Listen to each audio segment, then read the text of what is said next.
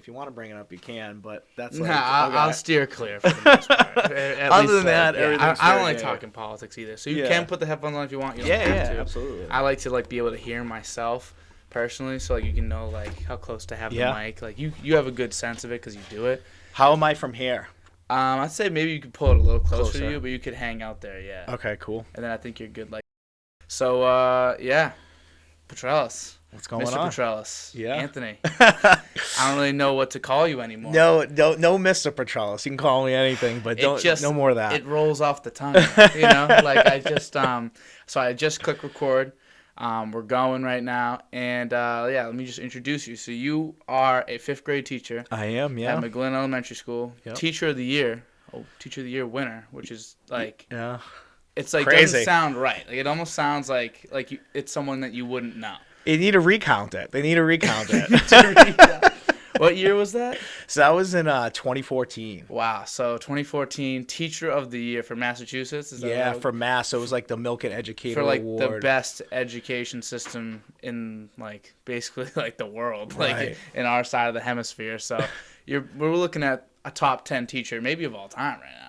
No, I wouldn't throw GOAT status on that at all. I still got about 15, 20 years left. The longevity matters. Yeah, LeBron's proving it right now. So we have a Teacher of the Year, and also you run the Beyond podcast, Beyond X's and O's. Like you have a podcast, and you also do like highlight videos. I help you out with these now. We do like highlights, and it's almost like a Behind the B, but for high school. So if you're at a high school right now, or if you know some kids at a high school and you want to get someone to really get a film and get the behind scenes look, like I'll link the Beyond podcast and everything they do in the description in the YouTube video, or I'll even put it in my bio on Instagram.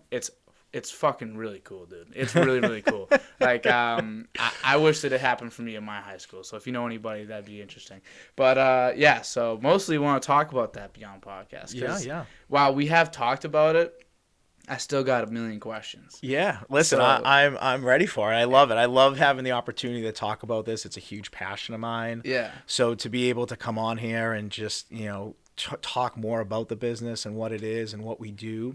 Yeah. Let's go. So first, let's get I guess I was gonna ask what started it, but really let's get a proper description from you instead of my makeshift one. Yeah. So basically, we've kind of evolved over the last year and a half. So we started out strictly during COVID. We started that September of 2020, and it was just Zoom interviewing coaches. And for those that know me, I've never had social media before in my life. As a teacher, I've always kind of just stayed clear of it.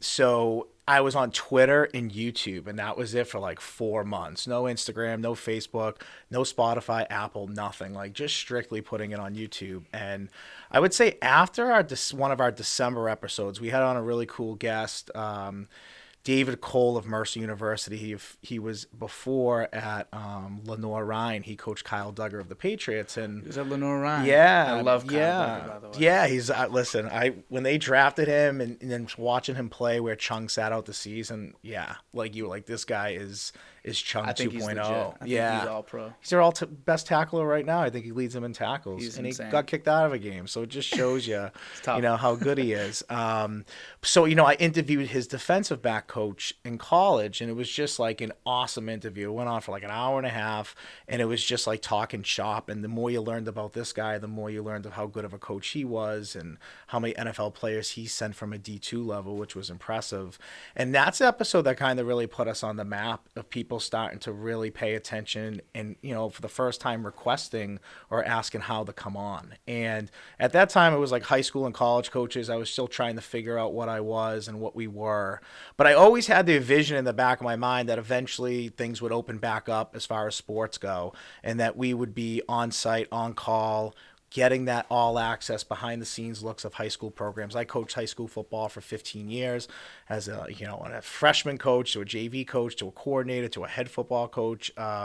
So I understand what kids want to see, and you could be losing a game by 30 and you have a ridiculous catch, and that kid's not even upset about losing by 30. They just want to see that ridiculous catch that they had, Yeah. And I've seen that too often to the point that, this is kind of how I started really thinking about the business a little bit and saying, I want to be more than just a podcast. I want to cover teams, cover athletes, cover cool stories, be different.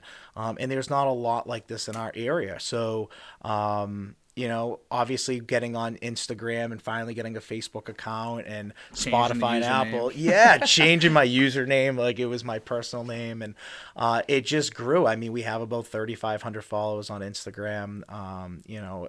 We get hundreds of downloads every episode we have. And it's cool. It's humbling. And, it's a year and a half of someone who is not super technologically savvy, who's figuring it out as they go and learning a lot about how social media helps out and, really beginning to grow the business at the high school level. So Yeah. it's been fun. I never really thought about, because you've had 50-something episodes. Yeah, as well, we're at right? 51 episodes right now. Yeah, and obviously, like, I was thinking in my mind, sometimes it's a little difficult. Like, I do this weekly, I guess, and I did do bi-week. I did twice a week for a little bit.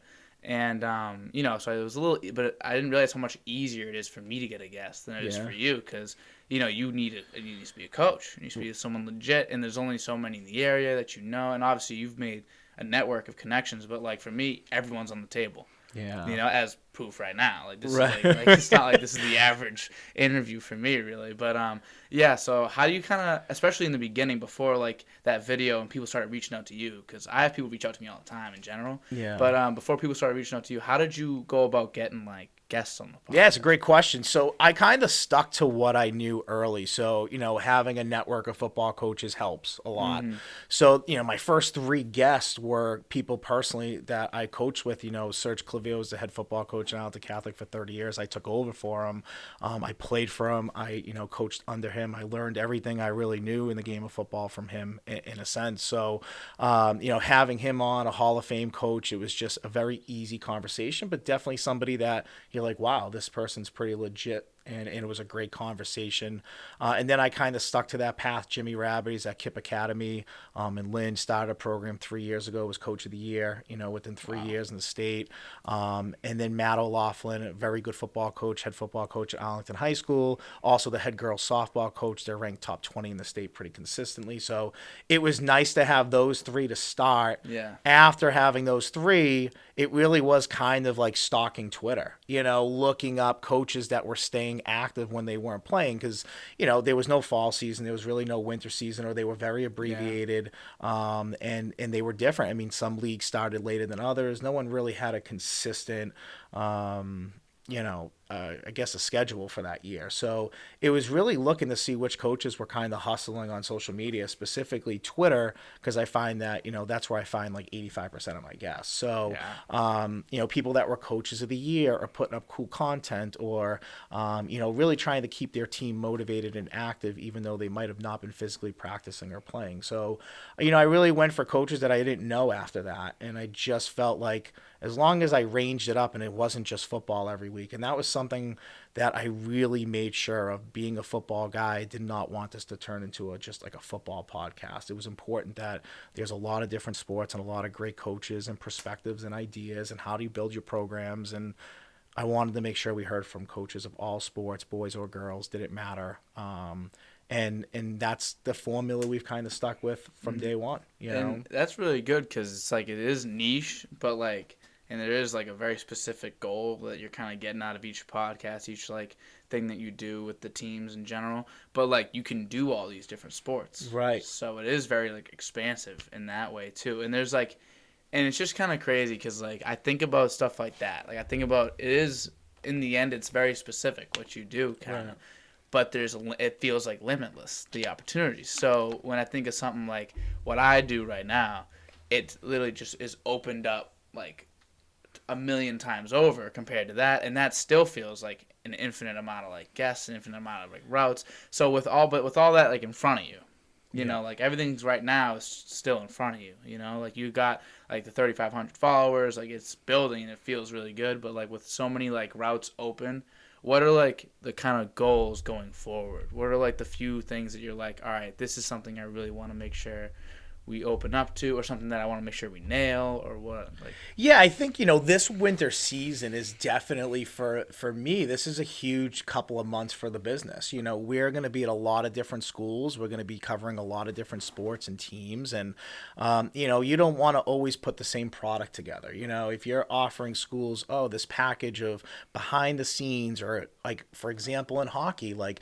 we're covering games, but we're also covering teams that want us to cover a practice in a game. So getting on the ice on skates and going through the drills and seeing how these kids practice and how the coaches coach and what things look like, that's the all access stuff that's really cool. And so, I want to build that. Like, I want to be unique and different. So yeah, it's cool we have all these different gigs in the winter, but I want every team that we cover, every sport that we cover, to be just a little different, that you could watch a video and see something different, and it's not the same beyond this is what you get. You get locker room stuff, game stuff, interview stuff, and that's it. Like, I don't want us to become boring. I want us to always be different and have something different, and always evolving. I think, to me, that's over the next couple of months, that's really, really important to me, is that we build this business and show teams what we can do and what we can bring to their program. I mean, if you're a Catholic school, or a private school, you're competing for kids. You want kids to come to your school and for parents to pay tuition on when they could go to public school for free. And public school facilities now are beautiful. Everyone's going turf fields. Everybody's rebuilding their high schools. So part of that, kids aren't necessarily going to want to leave that, and parents are pumping money through their taxes to pay for that. So they don't want their kid to be going somewhere else anyway. Right. So to be able to kind of do that for schools, like we're going to be working with Malden Catholic and Arlington Catholic. I mean, those schools, they look at us as an opportunity to help shine a light on their sports programs. And you want to come play hockey here, or you want to come play hoop here, or whatever sport it is, we're giving them the opportunity to get that all access, to put something out there that they might not be able to do themselves. And for the public schools, it's the same thing. Like, we want to be able to put that out for them as well. Stay at a public school. So, like, yeah, we're definitely playing both sides of the fence, but, a lot of, like, high school, like, people could say what they want, but athletics is a huge part of high school. And, winning state championships. I mean, look at Everett. Like, there's an expectation that they're going to win every year, and they should win every year. That's cool to have, and that's an expectation that the school has. And to be able to capture that stuff, whether it's at an Everett high school or any other public high school, to pump, specific sports, boys or girls, it's what we want to do. It's what we want this business to become. So I would say that's my short-term focus. And I don't really look beyond short-term, because, yeah, I have awesome ideas that I think are really cool, but I want to make sure that what we have in front of us, we're always going to nail before we jump on to the next thing. Yeah. Okay. Yeah, that makes sense. And, like, even with the whole, kind of what you're saying with the, like, sports are a massive part of high school, especially if you're, like, obviously some kids don't partake in sports, and, like, that's fine, to each their own. Yeah. But, like, I know if you ask anyone that played high school sports for at least through their senior year. So I feel like if you stop before senior year, then obviously something didn't work out. Right. If you played through your senior year, whether that's 2 years, all 4, whatever, I guarantee you, they tell you that was maybe the most important part of their high school. Yeah. Like, I'm like all my friends, like my network of friends that I have now. I was with my basketball team 2 weeks ago from senior year. Yeah. I was with all those guys. Like, and like we have a group chat still, like 4 years later. Yeah. And we're all talking in it, and like it's really built like a good program for Medford basketball. I know, like, we've done a good job of keeping in touch with some of the younger guys, and a lot of us, like, go in there and help coach and go to practices, and it just, like, it becomes part of your life basically, like, forever. Yeah. Almost. And that's it. I mean, kind of piggybacking off of that, like, I have a group of guys I played football with to this day that we still make it a point, like, once a year to go away for a weekend together. And so absolutely, the alumni aspect of it is huge. And, so many athletes out there now, like, in a group of people that I know, how many are coaches that played the sport and have become coaches or stayed within that program that they played for or gone elsewhere to coach? Highlighting coaches is a really important aspect of it. I mean, to me, it's the heart and soul of what we do. It's cool to catch games and highlights and interview people as far as, in-game experience, behind the scenes, all that cool stuff.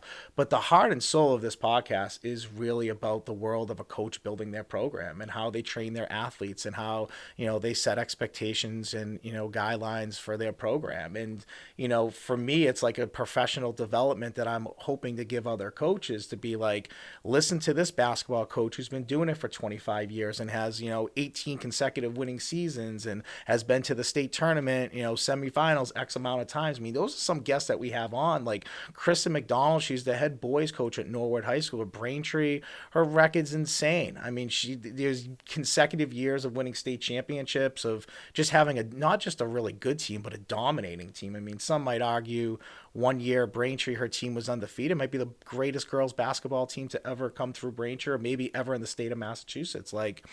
And to be able to kind of talk to coaches about that, and for them to get those stories out where they don't really have that platform to do so, it's awesome. So for me, all this fun camera stuff and all the things that we do, it's only building our business and making it even better and better and better, and really trying to capture the world of high school sports. But no matter how much work and grind I put into that and going to games and doing all that stuff, having those podcasts with the coaches once a week or bi-weekly, whatever we do that month, to me is the most valuable and important thing that we do. So, and I know you just said you don't like to think too much long term, but this also kind of just applies in general to the scheme of what you're doing here. So obviously it's all high school based and high school focused, but is the goal to move up and go to college and then cover some college and then maybe professional, or is it really and obviously I feel like a big heart and soul of this is the high school aspect, so you'd always, not saying you'd stop doing that entirely, but is the goal to then maybe incorporate these other levels of the sport, or are you really focused on the high school? Yeah, it's a great question, and you've been the 10th person who's asked me that, and my answer's probably changed every time. So my current answer to this, truthfully, staying in high school, I think, for me is it. I think that there is so much coverage of the college world, even the D3. I've met people along the way of doing this, like Matt Noonan of Noontime Sports. I mean, talk about a guy who covers D3 football and basketball in this area. I mean, probably arguably better than anybody. In college, to me, is a different world. I've had on some college coaches that are amazing. Like I mentioned, David Cole, Craig Kolick, Riviere volleyball, winningest volleyball coach in the history of Division III. Both for boys and girls, which is even crazier. Those guys were unbelievable, awesome. And I had Sean Quirk on, professional lacrosse coach for the club's Cannon Lacrosse Club, and he was unbelievable. And I've had some college coaches on that, were awesome, and then they kind of ghost you and you never hear from them again, or, stuff that you kind of talked about before the interview, you don't really necessarily get from their end. And that's not sour grapes at all, but I think for high school coaches, this podcast might be the first and only podcast they ever do, versus college or even the professional level. I mean, they're doing them all the time, I'm sure. They got to put their time in with media, with this and that. And after a while, it probably gets everything just feels the same, and you kind of say the same stuff just to kind of get through it. And that's no knock on college coaches, because there's plenty of college coaches I know, especially in the football world, that, eat this stuff up and love doing it and coach clinics and do online clinics and all that stuff. So that's no knock to them. It's just a busy schedule. But high school, it's just, for me, that's my world and what I have experience coaching.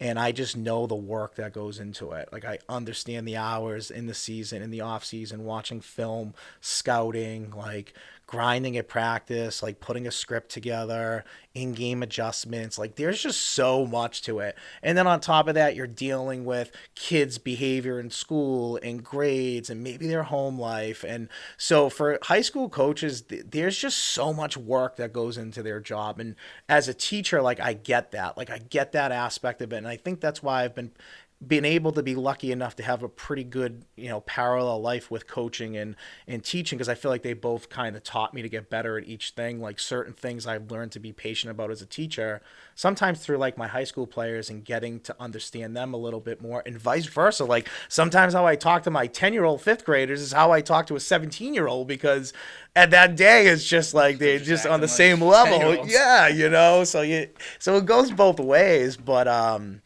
yeah, to me, the high school world is just the world that I want to show off, because those are the coaches that put in the work, the grind, and the hours, and they most certainly do not get compensated for it. Mm-hmm. And no coach at any level, I think, does, but gets properly, unless you're dealing with like what college football is becoming now, which is signing coaches for insane money. But at the high school level, especially at like a small Catholic school, a head coach is not even getting close to what a public school head coach gets, and on top of that, you're in charge of a million other things, and you're dealing with kids from all different cities and towns. So there's just tremendous stories out there. And I think in the high school world, I wish they were captured more, and they're not. And our goal is to try to capture as many as we can for as long as we do this. So yeah. So also, like with all the coaches you've had on, like I know we've talked about this before, but like coaches that have gotten jobs from your podcast, or like have had like opportunities and stuff, like is that like a big part of why, like not why, but like a big part of like the benefits to it? Like it's like, oh, like hey, you come on, like people will see it, like especially now, like in the beginning it was one thing, but now like you got a good following, and it's like people are going to see this, and especially people looking for a coach, like they'll see this if they look. We had so 1 month in April we had an assistant coaches month, and we had on some of the top assistant coaches from the state, and the criteria was that your head coach had to write a letter of recommendation. That was kind of it. Like we weren't just going to randomly pick people we knew. I mean, I did know some of those people on a personal level, and it's because they listened to the podcast, and they had their coach listen to it. So it was cool to get a lot of those people on there. But there was one basketball coach in particular. His name was Neil Rebello. He's an assistant boys basketball coach at Burlington High School. And he was phenomenal. Like his coach wrote a letter of recommendation that was unbelievable. And he came on and just, he kind of blew me out of the water with some of the stuff he was saying, comparably to maybe some of the other coaches I had on. And shortly after that, he reached out to me and said that he was applying for a couple head coaching jobs, and he asked if he could use this podcast. So I said he could send it to anybody he wanted. We cut up some clips for him, and I was able to send it to those ADs that were interested in him. And, I don't think he ended up getting the job, but that opportunity to use this podcast and how you would run your program, or talking about building character, and your off season, and how you kind of look at certain things off the court that are a little bit different, that you wouldn't maybe get asked in an interview, or you would be super nervous because these interviews, you're sitting in front of the AD, the principal, somebody who's another factor in the school. Some schools have like the senior class president in there, or maybe a couple of like returning captains or whatever. Like everyone does it differently. So sometimes you get a little overwhelmed in that process, that you might walk out of that interview being like, ugh, I wish I said this, or this. Like I might walk away from this podcast today being like, I wish I said this, or this, right? So you want to give those coaches an opportunity where they're at their home, comfortable doing it over a Zoom, and to be able to talk about the things that they do every single day. Like, they're going to say everything they want to say, and there might be a few things they leave out, but there's a lot of good character pieces that I like to ask these coaches, because at the end of the day, I want to be able to help any coach out, especially the good ones, get to that next level, or get that next job, or give them a leg up in that area. So that's been cool to be able to do that. I've had two coaches. We covered Somerville High School. I covered Holliston boys basketball coach Mark Champagne earlier in the year, and they're playing each other, because they listen to each other's podcasts. So, in Holliston and Somerville are not close in distance, and Holliston's actually coming to Somerville for the game. So it was cool to be able to like have two coaches who were listening to each other on the podcast to then say, hey, let's schedule a game against each other. I thought that was pretty neat for sure. Yeah, it's a really cool like just idea in general, because like that's a whole world. Like I feel like all the coaches, kind of like how you were a coach and you get it. Yeah. Like it seems like all the coaches get it. And like you guys are all like in it for each other, and girls too. Like you're all in it with each other and realize like all the work that's put in. And Holliston and Somerville, like they see each other, and like I probably heard something in the way they talked and was like, okay, yeah. He understands the work that is like required, and he's doing the right thing. Let me meet up with this guy and see if we can get a game going. Maybe Somerville. We went and covered that, which was amazing, by the way. The video John and you put together was awesome. Yeah, we had the trailer. Me and your highlight video was pretty insane too. I think with the 4 screens, when you put it on the 4 screens with the free throws and then parts of the game, like. Cool, again, something different, something we were able to throw out there that was different than maybe some of the previous work that we did. So yeah, it was cool. Yeah, that was a lot of fun to do. And I had the idea, and I was like trying to describe it to Ty, and he was like, you know what, Dan, just go for it. He's like, just start making it. He's like, I can't really like think of it. And I was like, all right. So I just like whipped it together. I was watching like the Patriots or something. Whipped it together real quick. My computer almost exploded making the 4 clips at the same time. But she's been through a lot, so she's tough, that computer of mine. Yeah. But so also you being a teacher at the same time, and obviously 5th grade teachers know, but no one knows outside of that 5th grade teaching world how much work is put in better than me. Yeah. Because I have a sister that teaches 5th grade. Yeah. And maybe she just overdoes it, but she is like it feels endless. Like it just feels like there's way too much work for just like a 5th grade teaching position, and like especially for how much teachers are paid, which is a completely different topic. Yeah. So how do you kind of balance like the 5th grade teaching? Because also, it's not like you're a bad teacher. Like you were the best teacher in the state at the time. So like, how do you balance being a great teacher and all that work that comes with it, with also doing this, and you put a lot of work into this as well? So. Yeah, it's really hard. Kids. Yeah, I mean, it's really hard. I don't talk about this a lot, but yeah, it's a really tough balancing act because obviously like your job at school and our job over the last few years has changed so much, since COVID, and what I feel like we're responsible for and what we have to do, and especially now with kids quarantining and putting work together and putting things online and giving like it's a lot. It's a lot, and at times it can be a little overwhelming. I think I have a pretty good feel for my job over the years of doing it. I kind of like the podcast. I never want to do repeat things, or if I do repeat things, there's always a tweak to it. There's always a change to it, and a lot of that's kind of like the feedback of the kids. But having a career under my belt and doing that, I definitely am able to kind of know what's coming, look at my plans from the previous year, figure out if I'm ahead, if I'm behind, what I need to change up, because not every year is going to be the same. You don't have the same group of kids, and what's easy some years might be tougher other years, and vice versa. So yeah, it's a lot of work in that sense. Like, I try to get to work as early as I can to get things done, because I know I have twins at home, 3-year-olds, to be able to get home, so my wife just doesn't go crazy all day being home with them, and she works too, so she works at night, so we're passing the wind a lot of times. So being able to kind of schedule all that with school, then being dad and being a good husband, that's really important in doing all this, because obviously I have a great support system. My wife is like very understanding of what I do and what I need to do and where I need to go. So like keeping a great line of communication open, like at all times with her, and scheduling. And then honestly, it's the nighttime, like when my house is asleep, including my wife, like sometimes that's when I get work done in the podcast. So sleep is a huge sacrifice. I've learned to deal with not having as much, especially being a dad of twins. I learned quickly like how much sleep you actually don't need. How much do you think you're sleeping every night? Like 1:30, 2 o'clock would be like when I'm down, and then I'm up like 6:15, 6:30 when the kids are up. Wow. Yeah.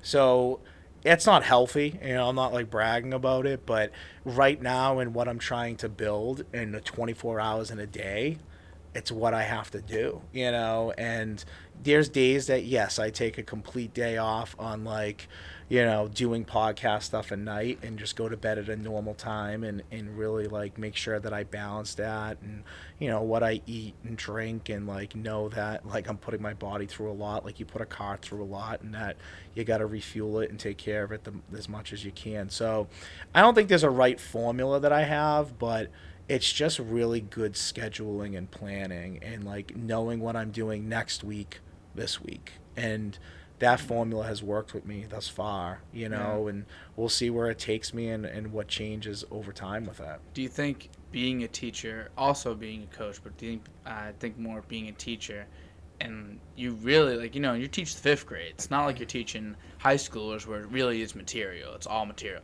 Like in fifth grade, at least what my sister says, it's almost like it's like 85% teaching behavior. Yeah. Like in the end, like whether that's disciplining a kid or just enforcing good behavior. Like when you get those good kids that, like, someone does something like really nice, really shining on that and, like, really enforcing good behaviors and all that. All the other stuff, like, my sister never talks about the subject she's teaching. Yeah. She always tells me about. Yeah, it's hard to, because there's just always, like, a couple stories that you're just like, no one would believe this happened today. Yeah, like my sister's got plenty of those. These kids are crazy nowadays. But so, like, do you think being a teacher and, like, really having to instill in kids, like, organization and just keeping themselves on the ball, do you think that's kind of been, like, almost like telling yourself that for 15 years? Yeah, I think in a way, like, my wife will always say to me, like, okay, Mr. Petrelis, like, when I, like, say something and I'm like, no, yeah, that's not me being, like, trying to be condescending. That's just, like, how I am sometimes. Okay, so like, sometimes I definitely, like, have to learn how to turn that off. But yeah, I agree with you. I think that's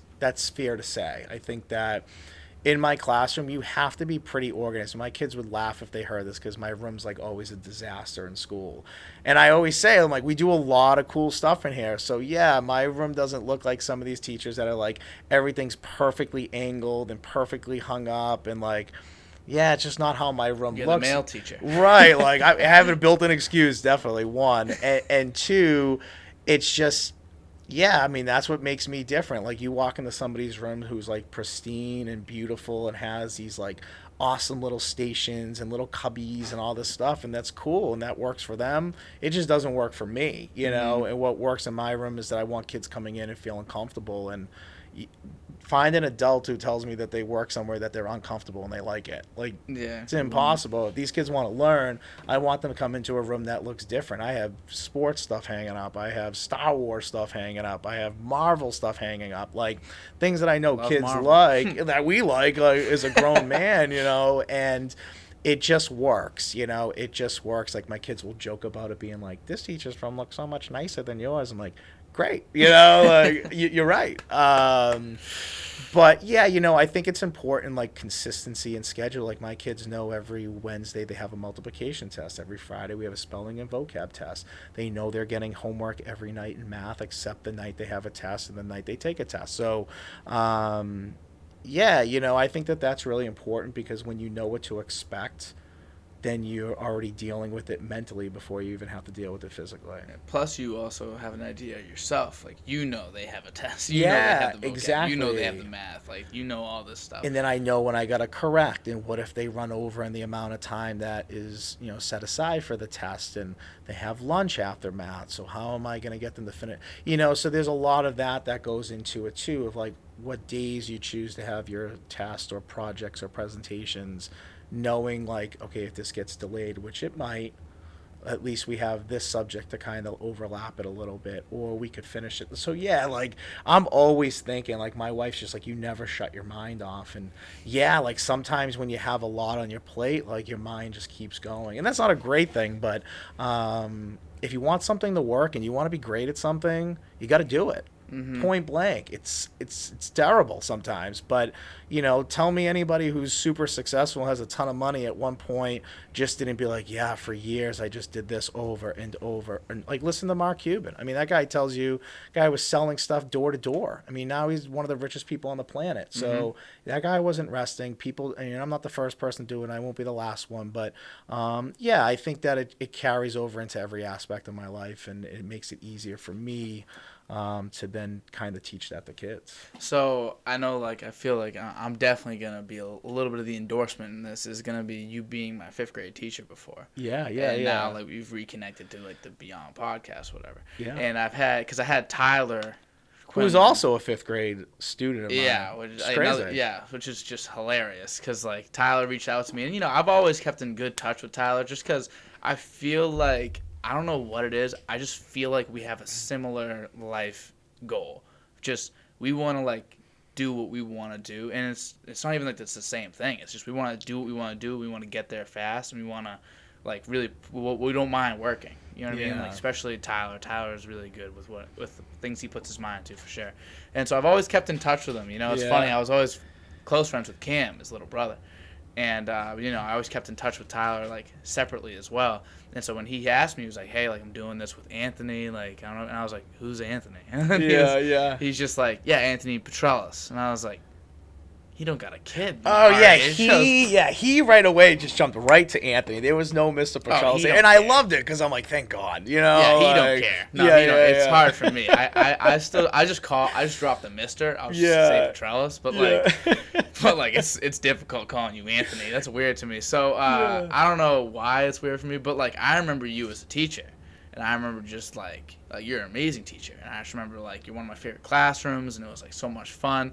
Do you remember me as a student whatsoever? I do. Yeah, it's so funny. So when Tyler had said that, I reached out to John, who does the podcast with us, and I was like, Tyler's brought up his kid Dan. He was a super smart kid in school, like, always nice, always super polite. No, I'm dead serious. Not that you're sitting here. And I remembered you. Yeah, I remembered you right away. Your mom was, like, super involved with the classroom. She did a lot of, like, like when we had, like, the PTG, craft days and, like, all the 5th grade cool stuff that you do at the end of the year. Your mom was, like, the person in charge of everything. So, yeah, I remembered you pretty vividly. And I was like, he's a smart kid. He's a nice kid. I'm like, this is exactly what we want on board. So, yeah, I remembered you. You always did well in school.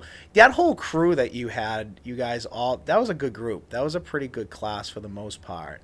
I always mix up years a little bit. Like, I used to always joke when teachers did. I'm like, how the hell do you not remember what year you had me? But now I get it. Like, now I understand because it's always... So I think you were my 3rd or 4th year of teaching. I mean, I'm trying so you're a senior in college now. No, I'm a junior in college. Junior, yeah, so even better. Okay.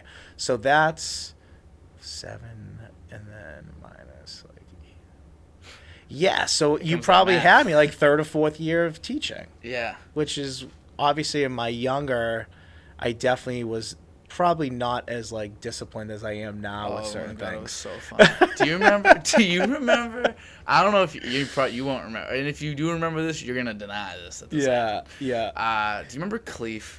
Yes. Yeah, I remember Cleef. Yes. Yeah. So I don't really talk to Cleef anymore. But I loved Cleef. If you're watching right now, like, we got love for you, brother. I love Cleef. I remember Cleef very well. Cleef is so funny, underratedly funny. Cleef. And he was new to the school, I think, that year. Yeah. He was new, and I remember Cleef and you had a little bit of, like, a disagreement. As you do with most kids that, like, really stick out in your mind. Like, they're not the easiest ones. Yeah. So you guys had a little bit of a disagreement, and I think he was saying something about, I forget, it was just something, it was wrong, and you were telling him, like, no, Cleef, like, that's not how this goes. And then you picked up a volleyball, or it was like a dodgeball, and you go, okay, Cleef, since we can't come to, like, an agreement here, I want you to stand over there. If I hit you with this dodgeball, then I'm right. And he was like, and if you don't? And I was like, then you're right. And he was like, okay, but don't whip it, Mr. Petrelis. Don't whip it. And you were like, I'm not going to whip it. You unloaded this thing, and you nailed Cleef. I don't remember that, just for the record. And he was dying, and we had so much fun. We were all laughing. Oh, that was, he just...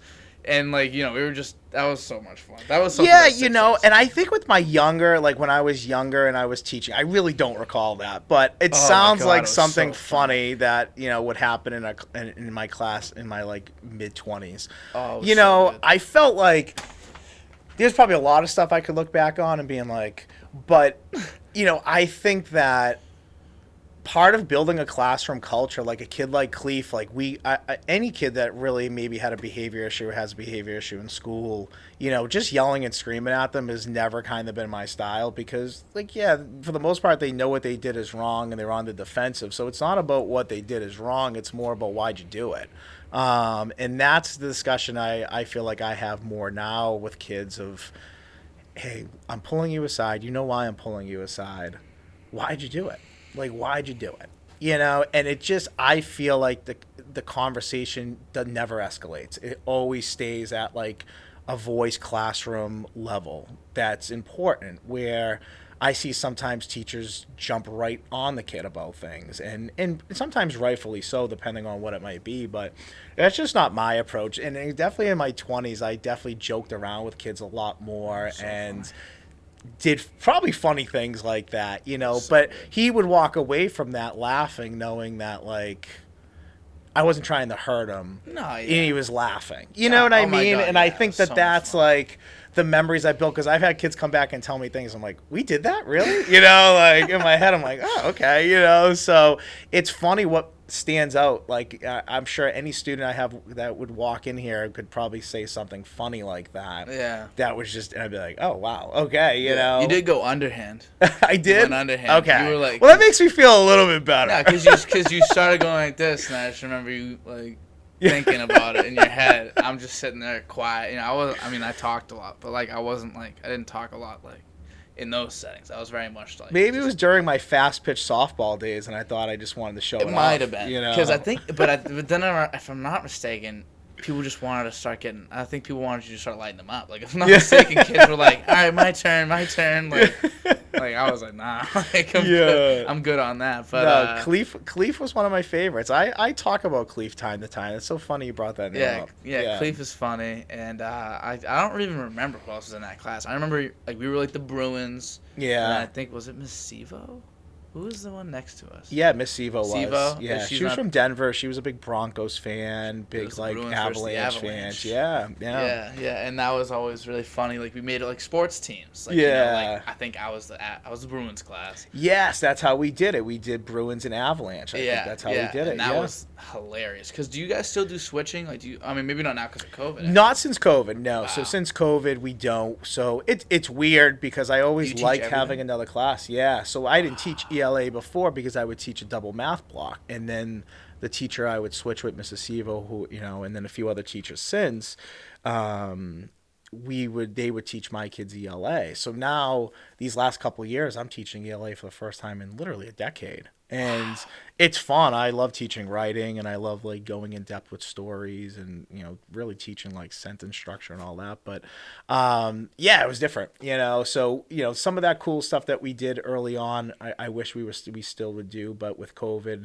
for the last, 2 school years, we haven't switched, or people don't really go into different classes right now. Yeah. So have you had any, so obviously you've had, like, ton of students at this point, like, you've been teaching for how long you been teaching? This is my 15th year. 15th year, and you're young, which is crazy to have 15 years under the belt. Like, that'll be my sister because she started teaching when she was 23. Like, fresh out teaching. That was me too. Same thing. Yeah. So not everyone has that. So, like, you're 15 years in, you're still got so much time.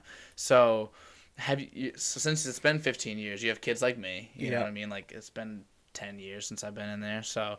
And, like, I'm doing what I'm doing. But have you had any kids, like, that you've kept track of or that have popped back up, like, later on, other than, like, me and Tyler, that you're like, oh, my God, like, they're doing this? Or, like, you see them out, like, when they're, like 15 years later, and you're like, oh, my God, you were my first Yeah, like, yeah.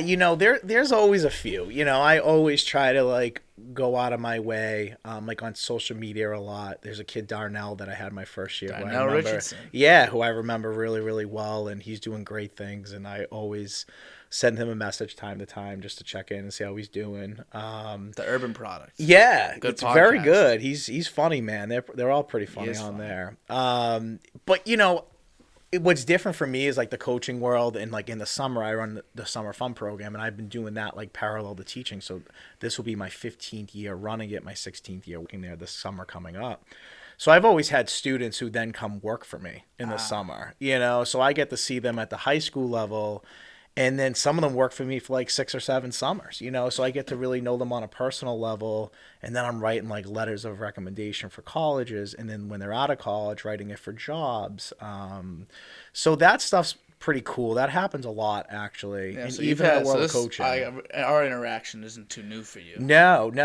To me, it just gets cooler every time, because like you said, I mean, I'm 38. I mean, I'm definitely up there, probably considered like what your audience might be younger, but, yeah, I consider myself still pretty young in certain ways. And, it's always cool to sometimes have like former students or former players that like work for me, or we do something together. Like they always make me feel a little younger too. So yeah. It's nice in that sense, and it's like super humbling. You remember, you probably seen teachers at the supermarket before, at the mall, or just in Medford. Like, and you're not always tempted to go up and say hello to them, or you're just like, oh, that's so and so. Like, and then you just keep walking and you don't really think about it. But when kids like kind of go out of their way to come up and see me or reach out to me about like a summer job, or a letter of recommendation, I mean, that's cool. Like it makes me feel that like at least the first half of my career, I've done a lot right. I've done a lot more right than I probably have done wrong. So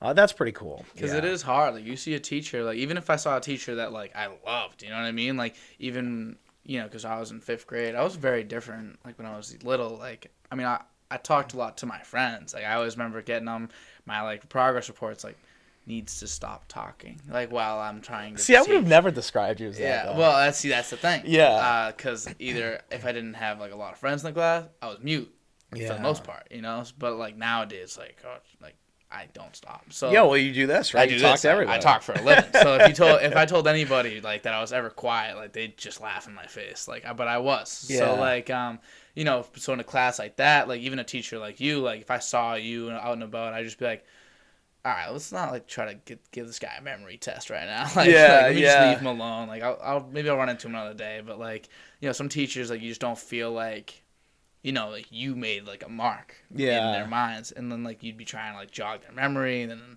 you just don't want to deal with all that. So you just leave them alone. So having kids come up to you means not only that they liked you as a teacher, but also that they feel like you'd remember, and that like it's worth that little awkward few seconds, which like no one likes to deal with, but that few awkward seconds, then all of a sudden it's like, oh yeah, you were in this class with this and this, right? And he's like, yeah, like I did this, and like like thank you for the teaching and all that, and so that's great. But another thing I don't know if this is something that you'd want to discuss, but like my sister is always talking about like how a lot of the kids that she has, maybe it's because it's Lynn or whatever, like male teachers and like male figures in their life, like there's just not that many. And like in the world we're in today, like it's probably less now than there ever has been, So being a male teacher, first of all, does it feel different? Like, do you really realize that you're a male teacher? And then also, like, do you feel like it's beneficial to have more like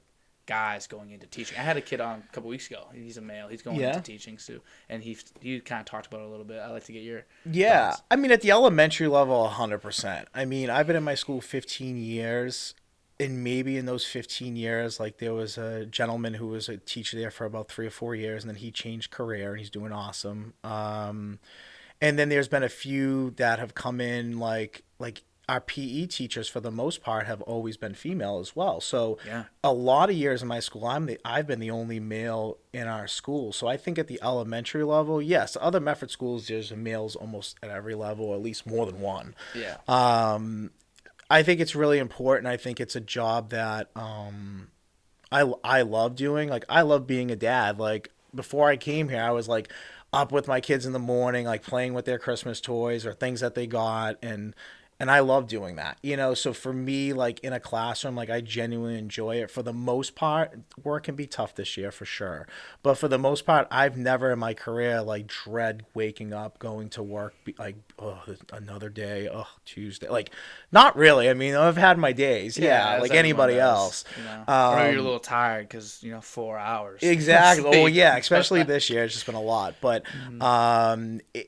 Yeah, I think it's a huge responsibility, and I wish there were more male teachers at the elementary level because I think kids respond a little bit differently than males, and whether they don't maybe have a particular male figure in their life or that, they maybe have, just sometimes with kids they just click better maybe with a female teacher at times, and other times they click better with a male teacher. And I think having that power that a lot of kids, like I walk in the hallway and every kid's like, hey Mr. P, hey Mr. P, like different grades. And I love that. I think that that's really cool. Like some of these kids I might have had at camp, or some of these kids I just see in the hallway and I say hi to them, or I pop by their class and like, whatever. Like I can definitely be like that in the building. Like I love saying hi to kids or complimenting their shirt, or this year their masks. Like that's a cool mask or whatever.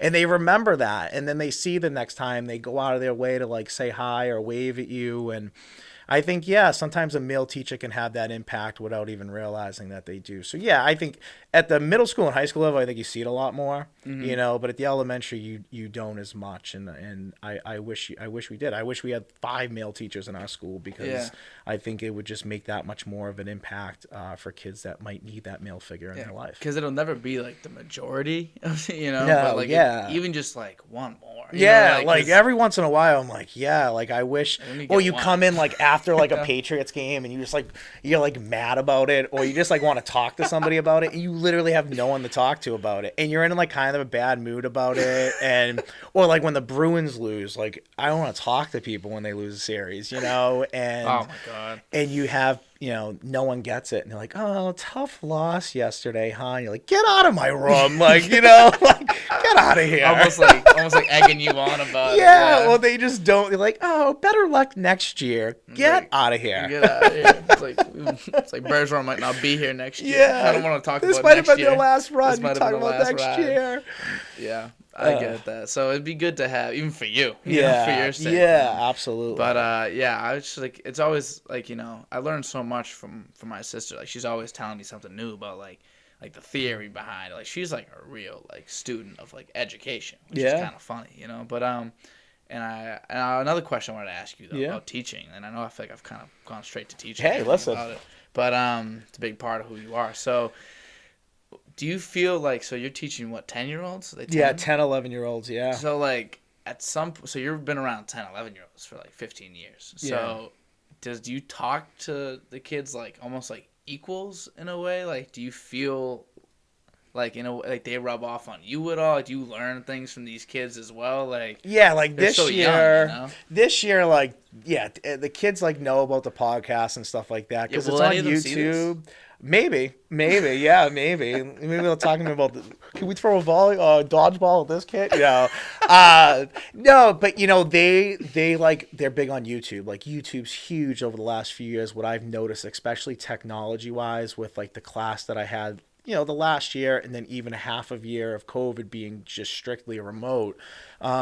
These kids all have YouTube channels. Like even nowadays, when I ask kids what they want to be when they grow up, every year. Being a YouTuber, there's like more and more kids saying that, So where we just started the podcast on YouTube, really, like I said, to begin with, a lot of kids were like finding my channel and being like, oh, you YouTube famous, you have a YouTube channel, and they would just follow it. And like the other thing I take a lot of pride in our content is like I don't swear, I don't say anything bad, I don't say anything disrespectful. Like it's a good listen, I'm trying to highlight people. I'm not trying to spin any negative light on anything. I mean, there's enough of that out there that, keep people busy. So that's not like the point of what I do. So I'll cover that. Yeah. I'll cover the fun. And it's just important. I think, like a guy like Will Smith made his music, like he never cussed. And that was something he made millions and millions of dollars, So it's doable. And that's something I take a lot of pride in. And I'm a teacher, I'm a role model. And that, when I do things outside of it, I expect and have the same expectations for myself. So, and I have young kids, and I want people to look at it much differently than someone who just goes on there and says whatever they want and do whatever they want because I want people to see that's who I am pretty much 24/7. Like what you see is what you get. It's not fake. Like just because you're saying it's not like you can be like dolling it up all the time. Yeah. I mean, I have my opinions, and sometimes I feel strongly about my opinions like anybody else, but yeah, for the most part, I'm pretty laid back. Sorry, I went a little off task there, but yeah, it's really cool because a lot of my kids are YouTubers, so they've like been following my channel. Kids have been buying like the podcast T-shirts. Like parents reach out to me like via email or via social media, being like, "Hey, we want to put the stocking stuffer in there for them and so do cool. all that," which is like That's really so funny. cool, really cool. But yeah, I take a lot of pride in what we put out there, what we do, but also just being a good influence. Like a lot of my kids listen to that and respect that. Especially like the boys. I feel like the boys, like every day I'm playing football outside with the kids, and the boys, like, they're all, "Oh, we listened to your latest episode," or "We saw the latest thing that you did." And it's cool. It's all humbling. I mean, I'm sitting here with you right now doing this, and I would never think in a million years you would want to have me on here, or this would even happen. So I think everything that I've done to this point has led me to what I'm doing here and what I'm talking about and what we're going to continue to be. So Yeah. it's cool. Yeah, it's really cool. It's really cool. And like, this being like the 50th episode, I thought it'd be fun, Yeah, I just did mine. I was the same way as you, dude. Like every week I was doing it. And then once we started going to games, let me rewind that. Once we started going, like, in the summer, we do like restaurants and stuff like that. So that was a big aspect of what we did too. The interviewing coaches. And in the summer, restaurants and the state started opening back up. So obviously there's not a lot of sports going on. We covered a cool high school all-star game, right? But what we decided to do was our product's niche. Like you mentioned it earlier, like we're kind of a niche product. Like if you're not into high school athletics, then you could care less about what I'm doing. And that's fine, right? So we realized that, and we said we got to pull in other avenues to doing this. So one big thing that we did was we did a segment in the summer of cool places to grab a bite to eat or maybe a drink after a game, like a high school game that would, that everybody in the town or the city would go to. And we kind of stayed local. And again, talking about former students and former players, like one of the places that we reached out to and talked with was Razzo's, and the manager Jake there, Edmund, was a kid that I coached in football and a kid that I didn't have personally in fifth grade, but was a fifth grade. His brother went there too. So again, kind of like having that conversation of Mr. Petrelis or like Anthony, So places like that, and then we did John Brewers, we did Salvatore's, we did all sorts of places, and from that is when we really started to kind of get people reaching out about sponsorships and reaching out about advertisement space. John Brewer's getting another one right now. Yeah, John Brewer's getting another plug here. I mean, they sponsor us, and they've been great to us. We have an awesome relationship with them. You want to sponsor me, go for it. and they like kind of bought the vision. We went in there, we cut a cool episode. Gene Bain, another awesome college coach I had on, by the way. Gene Bain, when I was talking about college coaches earlier, Medford guy. Medford's all-time everything in basketball. Awesome dude. But he came in and did the John Brewers episode with us, and it was awesome. And, shortly after that, they reached out to us just saying that, they wanted to kind of work together, and they were looking to do some things a little differently. And for us, it was kind of our goal. We were hoping with one of those places we would hit off specifically there, and it ended up working out really well in our favor and their favor as well, I think. And we've been doing a lot of stuff together, have like a sign up there, and to have coasters with our podcast on it, with our handles on there, and yeah, it's stickers. I mean, it's cool. It's really cool. You got a banner for is it for that? Is it for John Brewers? So for John Brewers, we have a cool wooden sign. And actually, after this today, a couple of our other sponsors I have signs for too that I'm going to be dropping off as well, that they want to hang it up at their establishments. Dave over at Boston Physical Therapy and Wellness, and Anthony Buccieri over at Built by Buccieri. So I'm going to be making some pitch stops today. That's really cool. I was dropping off hats the other day. I felt like a millionaire. I was like, here's your hats in your mailbox. I'm just like, dropping off a package. Like, here you go. People were just people were awesome about the hats.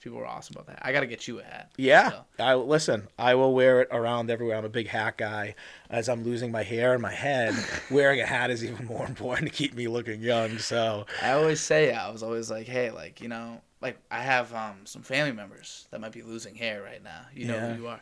I was always saying, like, I feel bad because I'm one guy, I do not care about my hair. Yeah. Physical appearance does not matter much to me, like, whatsoever.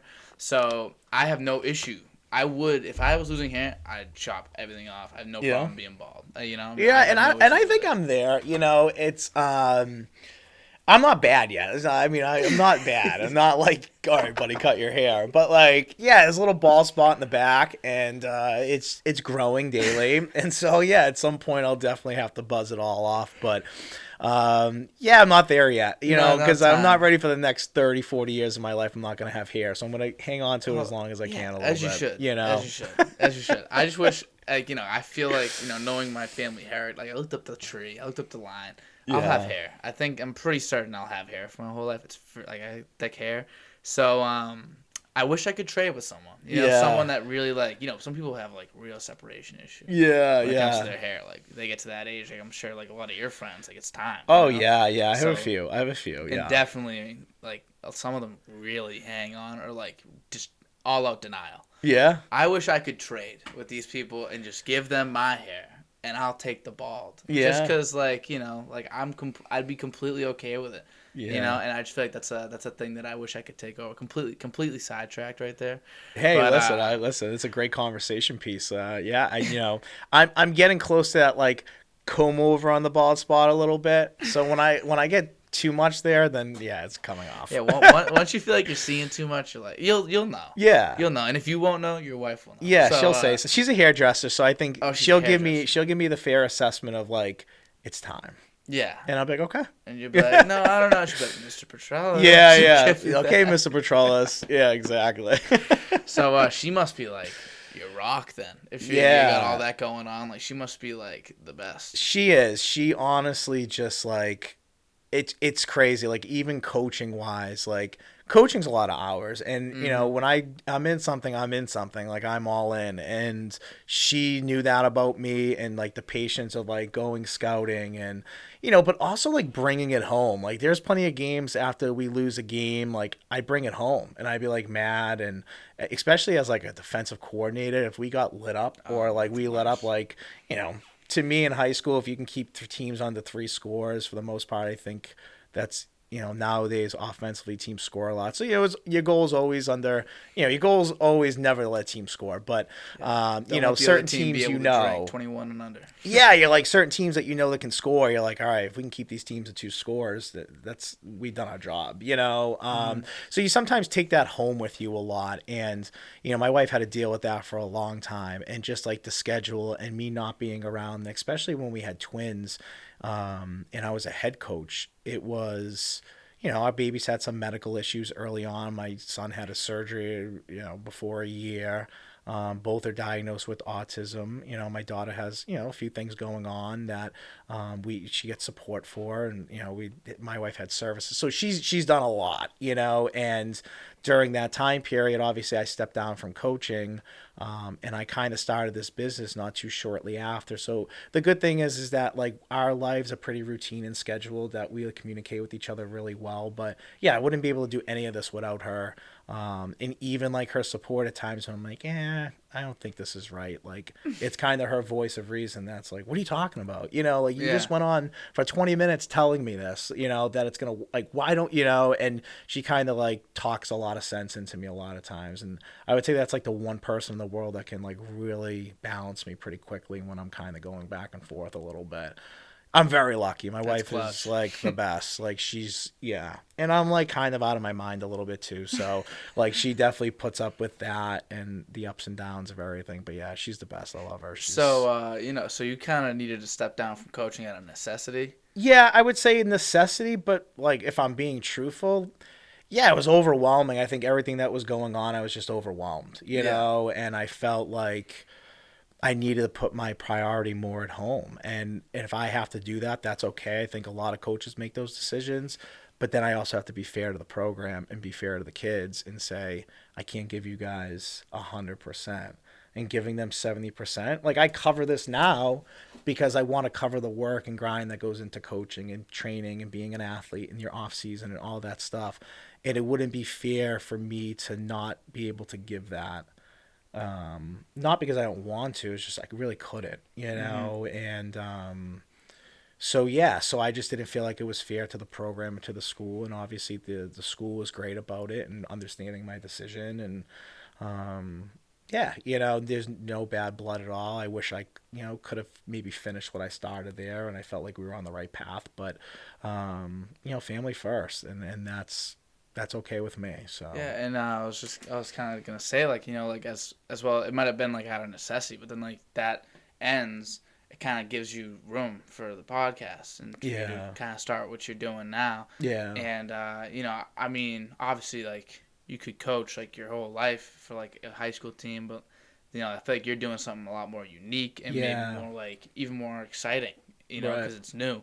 So even when like you feel like, it's kind of a good example of just like when things don't look like it's going well, or like you feel like you're losing an opportunity. It's like a step back to go take a step forward type thing. Yeah. Like you end up being able to do this. Like that's awesome. The opportunity rose. From the concrete grew a rose. Yeah, and I think too, like, and I say this with a ton of respect to people. This is no disrespect to anybody that I work for or whatever, but I feel like of all these years, like, of teaching, like, I've done well in that area of teaching, and I put a lot of work in. And I think sometimes when you put a lot of work in, the hardest thing about teaching sometimes is being told to do something that's not necessarily proven, but it might be like the hot thing that every school district's doing at the time, or you're adopting this, or we're going to try things this way because for this year, this is the cool thing or the niche thing, or this is what everybody's doing. This is the hot term. And the same thing kind of with coaching. Like when you coach, sometimes you might have, a school or an AD that's not as supportive as you hope they be, or that, you're going 100 miles an hour at this for them. Like in return, sometimes you feel like you work for people that don't see the same vision, or maybe don't understand your dynamics in your classroom or on your team. And it gets frustrating sometimes. Yeah. So like doing this podcast, it's like me kind of just being me, and like me wanting to do good and not always being able to do good. But with this podcast, like, we're able to do good and spread good and do it all the time, and I have complete control over that. And I think that's something that, not to sound like selfish, and I'm not, like, I run a summer program too, but you always are limited to what sometimes you can do or what you want to do because you have somebody else who tells you, and that's life. You have a boss tells you what to do, you got to do it. Mm-hmm. Whether you agree with it or not, and I'm never one to vocally disagree, I just do what I'm told to do. But it is nice with this podcast a little bit to have control over, like, we went to Somerville, we bought a kid a pair of sneakers because he was telling us a story how he didn't have sneakers. Like, to me, that's like amazing that we're able to do that, that we're able to kind of give back to our community. Like, we gave $1,000 donation to the Flutie Foundation. My children are diagnosed with autism. That's what that foundation is all about. We were able to donate a communication board to the school that they're going to be attending next week, next week. So, wow. Starting up school. Yeah. So we want to be able to do like these awesome things and give back. And sometimes it's not the easiest thing to do in my other jobs, so in this, having complete control, like, I want this to be my personality at the end of the day. And my personality is, like, I care about people and I care about the well-being of people. And that's something I pride myself on for a really long time. And you can talk to as many people as you want. I hope that's one of the first qualities they mention about me, is that what you see is what you get, and I hang my hat on that a lot. So it's nice to be able to do this too, because I'm making a coach's day, I'm making an athlete's day, I'm making a parent's day, I'm making a school district's day, because doing that, we're showing it all off, right? Like, we're showing off the product of the school system, especially like if it's a public school. You're showing off the school system from the super up top to the principal of the school, to the athletic directors, to the coaches, to the student athletes, and those teachers that might impact them. So, like, us doing what we're doing, yes, like small scale, cool videos, social media, doing podcasts with those coaches. But then on the bigger scale, like, we're showing off the school environment, we're showing off the student section, we're showing off the, football games in the fall. Like, we were showing off cheerleaders, the student section, rating the concession stands, talking to parents, talking to the athletic directors, like, even some of them talking to the principals. And the feedback that we've gotten is that the entire school district is showing it on their social media. It's not just the football team or just the basketball team. It's the mom's page, the school page, this Facebook page, that Facebook page, and that's like what we're trying to do at the end of the day is like bigger scale. We want to show off a district, a city, or a town to keep kids in school if they want to stay at that public school, or the opposite. If we're doing it for a Catholic school, we want to show off that environment, those alumni, those whatever, because let's face it, most people that go back and coach, their first starting point at least is where they played. Because they know that coach, they know that program, they know the city and town, they know the system, like they get it, and it's their stepping stone. And for us, like we want to be able to capture that. Like to have some of these coaches like Mark Antonelli of Somerville, he's a lifelong Somerville guy, like to be able to do that for him and his program and his family and the community, the new high school, everything. Like we showed off something that they probably weren't able to do, and we did it in an 11.5-minute video. Yeah, it's pretty cool. Yeah, it's pretty cool because that's the whole thing is like, it's not much, but it's everything. Yeah, you know? Yeah. And like it's kind of what you were saying. Like it's good to be able to decide what you're doing exactly. Like it's being your own boss. It's everyone's goal now. You know, with like especially over these past like 2 years, it really expedited the process. But this has kind of been a long time coming of like everyone doing what they want to do separately.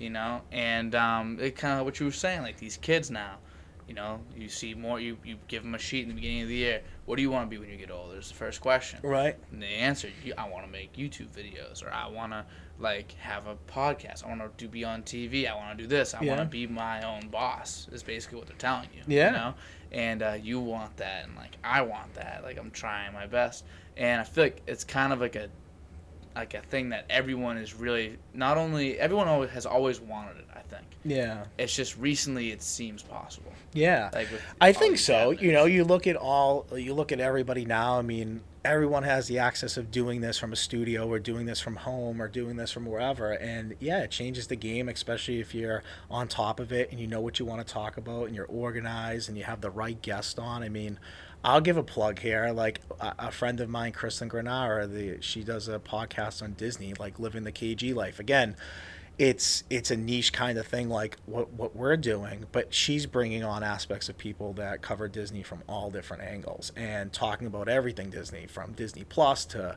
you know, rides to parks to like shortcuts about things. Like it's a really cool podcast, and you're able to do that from home and have like a couple people to work with you on it. Yeah, it seems like more of a reality more than ever because there's just so many different ways of getting you out there.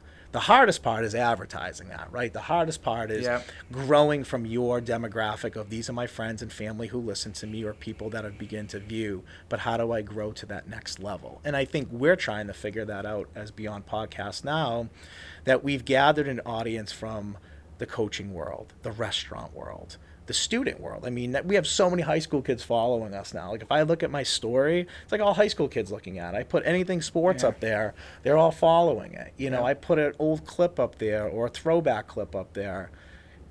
I tag that kid in it, and that thing is at like 600-700 views before like 12 hours. You know, because they're putting it on theirs and they're showing it off, and that's how we grow. We grow because then I'll look an hour later and I have like 10 new followers. You know, so it's that part of it's tough. I mean, that's everybody can do this, but then that next step is like, okay, how do I then grow this? And I don't know all the answers. I'm figuring it out. I went to school for education. Like I didn't go to school for this, you know, so I take classes, I read a lot, you know, when I can. Like, you know, my schedule is tough, but that's why I say I always look in the short term, because right now I know what we're doing. I know what we got to do. I'm hoping it leads to certain things, but it will never lead to certain things if I'm not 100% focused on getting that part of it done first. So I know what's next because I got the schedule. We text, so I know what's coming up. But for people that are still around right now on the podcast, what's coming down like the pike right now? What's going on? So the coolest thing we have coming up is now, you know, so Sunday, part of this podcast that's really cool, not to go on a tangent here, but like going backwards. as much as we've covered awesome sports events, we've also covered other things. We covered in Medford, for example, we covered like their big election. It was like a big mayor election, a big city council, school committee. Being a teacher there, I don't live there, but just hearing all about it. And I know some people personally that run for that stuff. So it was interesting. And I thought, hey, let's just kind of go around and tape it and interview people. And it ended up just kind of being really funny. You know, it was like 6-7 minutes of it. And that led to this Sunday.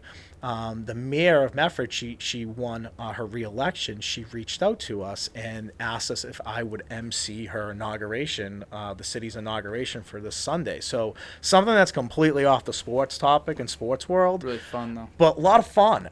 Super nervous. Obviously, we were talking a little bit about it beforehand. Like I'm a little nervous, but that's. Like when I talk about growing that next step, it's like doing little things like this that, again, my product is so niche. You got to grow off of that. You got to have branches. And we have the main core stuff, and we have the Friday night light football stuff. And now we're jumping into the winter sports. So I have that January 2nd, Sunday, January 2nd. And then after that, the month of January, we are slammed. Like we're going to be covering all sorts of sports at Malden High School, Malden Catholic, Medford High School, Arlington Catholic, Stoneham, Burlington High School, Holliston High School. So we're kind of going to be going to a lot of different places, and we're really excited to cover basketball, hockey, gymnastics, swimming. Yeah. So I mean, it's not like we're covering one or two sports. We are legitimately covering all different types of winter sports. So we're pretty slammed. I feel like we have a pretty full schedule. And that's the other thing, I think, knowing when to just cut off like what you're doing, right? Because it sounds great when you're wanted to do this and do that, and teams want you to cover this or cover that. But like for me, like I have kids at home, you know, and I have a life, and my wife works. So it's not just like me being able to no problem. It's like I got to look at my schedule. I got to talk to my wife. I got to, you know, like we sat down the other day and went over our schedule for January and February. But, January we are loaded. February we are pretty loaded. And then I have a few things brewing after that, that I'll keep more on the hush right now because it's really cool, and I really want to kind of hang on to it for a little bit longer. But we have theme months of what we cover and different things that we're doing, and between winter sports and spring sports in high school, there's a significant amount of time, a couple of weeks before the next one begins. So we have a couple fun stories that we might be covering in there, and then before you know, we'll be back in the summer, and we plan on kind of revamping our main core segment of going to some more spots, a cool place to grab a bite to eat or a drink after a game, and show off their inside, their outside, or whatever. So, there's a lot definitely in the pot brewing, but, right now, like I said, I'm a pretty short-term guy, and we're going to knock it out of the park. We're going to change the way high school sports are looked at, viewed, and seen, at least in Massachusetts. And that's our goal. I think we have a pretty good plan of what we want to do, the kind of access we want to give. And the more and more we talk to coaches about it, the more and more they're all in and all on board with it. I think they're starting to see the vision that we've kind of presented here today with getting that all access behind the scenes looks that no high school program has, or at least if they don't have hire a camera crew to come do it.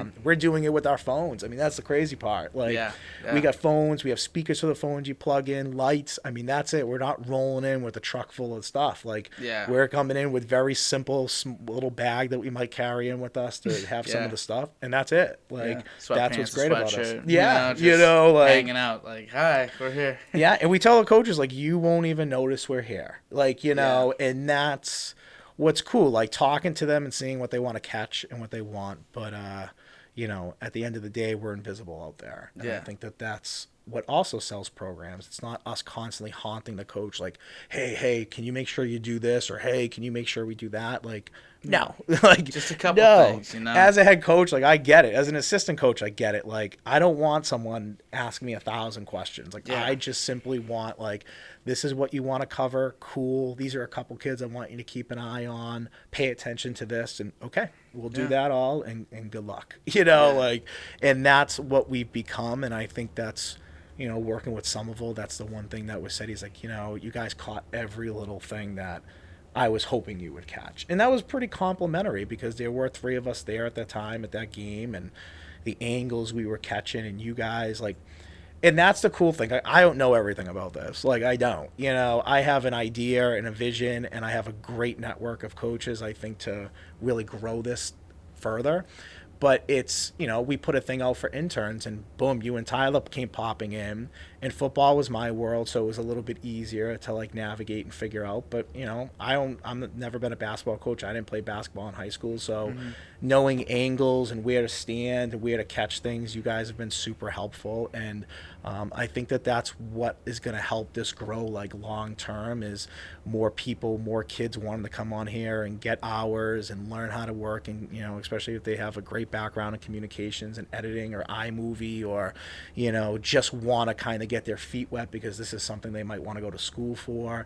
I mean, the young people have all the ideas. Like, you guys, like, I go on Max Preps all the time on Instagram, and I'm just like scrolling through, and the coolest stuff on Max Prep is taken from your phone, someone standing on the sideline. Yeah. Like, that's the coolest stuff, you know? It's not this, like, big high-def camera that catches, you know, this kid dunking and his tongue's hanging half out when he's dunking on. No one cares about that. Like, that's cool. It's a bonus, but people just care about seeing something organically or seeing something happen. Yeah, and that's what we try to cover. You know, and I think that that's what I'm hoping separates us from. And there's going to be people that try to copycat this, and there's going to be people that see this or hear this and be like, we can do this, and that's great. That's why, like, we never want our stuff to be the same, because that's what makes it hard when you're different a lot. You know, being different and always doing something different, that's the hardest thing to compete with. That's the hardest thing to go against, because someone's constantly evolving. And if you're not constantly evolving, then you become that stale product that, like, we're hoping not to be. So,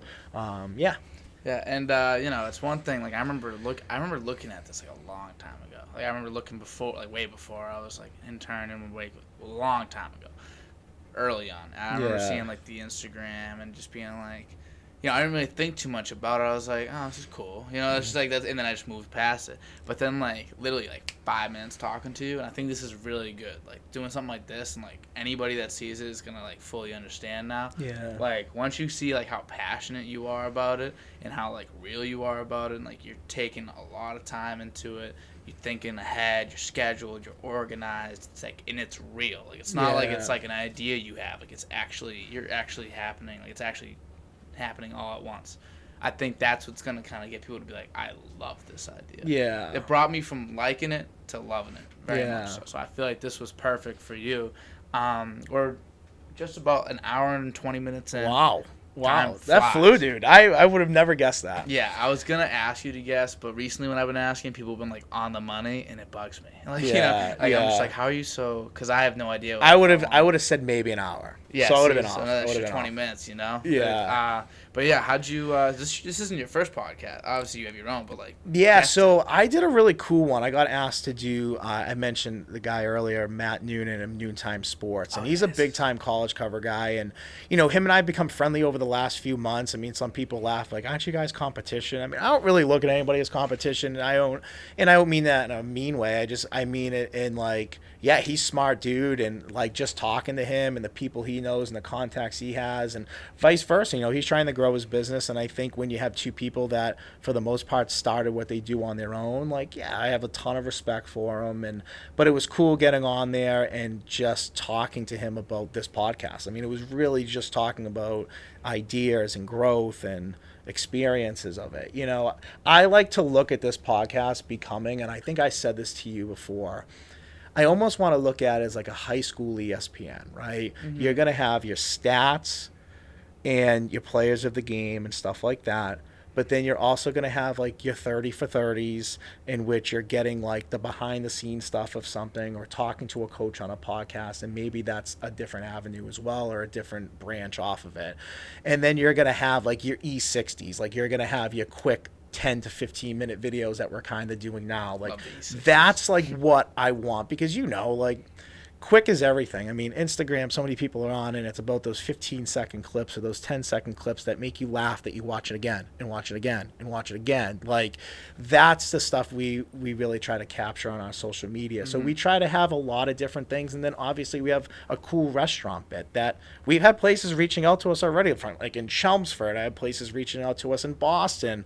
I have a kid who, actually a former student of mine, who was a former counselor for me, now is a big time manager in Boston, and he's reaching out to me about coming in and doing some stuff with them. So we have a lot of cool stuff like brewing, and we'll see. Everything sounds cool until it gets close to that time, and then you kind of see sometimes things change or whatever. But being on a podcast has allowed me to get a whole different avenue of followers and people that might have listened to this person who never heard of me before. And now all of a sudden, like, there's 3 or 4 coaches I know for a fact that have reached out to me since I was on that podcast, like asking more about what we do, covering programs and things like that. So a lot of spring sport coaches, which is, would be our next step after winter sports, is covering lacrosse and track and baseball and softball and, whatever other sports I'm leaving out, so... Yeah, a lot of my audience is the other person's audience. You know what I mean? Like people, like I'm making it for like almost like for you. I'm making it for the other person, and then like, everyone gets to kind of see them. Oh, he's on a podcast. That's cool. So like a lot of like you have 3,500 followers on Instagram. Like a lot of them like will see this and kind of get to know you a little better. And I think that's just great. So, I'm really excited to actually get this out. This comes out on Saturday. Cool. So it's Wednesday. New Year's Day, dude. Today's Tuesday. It is I'm Tuesday. like that every week. I'm like, what day is it? Like, it's terrible. Yeah. I'm done with my semester. Days don't matter anymore. Yeah. It's night or it's morning. That's all I care about. But, did you enjoy your experience here? I loved it. This was pretty cool. Like you mentioned earlier, former student of mine, work on the podcast with me, to be able to come and do this and support you. It's great when people support you. Not everybody understands this world a little bit, so when you're doing it and you're in it and you understand like the technology work that goes into it, the editing, but getting guests, setting times up, getting people on the same page, and you do it in person. So that's even harder. It's even harder to get someone on the same schedule as you in person, versus doing it on the computer or on a Zoom. Like, everyone's nights and days are a little bit more open in that sense, but I respect the hustle of being able to come here and do this with you. I think you're onto something great. You're a great conversationalist, and I think that for an hour and 20 minutes to go by and not even feel that way, I think you're definitely on the right path of what you're doing for sure. Thank you very much. Yeah. Well, we kind of got a good one here. Yeah, absolutely. I'm really excited brother. to get this out there. This is going to be so much fun. Thank you very much for coming. Yeah. And, thank you for peace out, everybody. Awesome.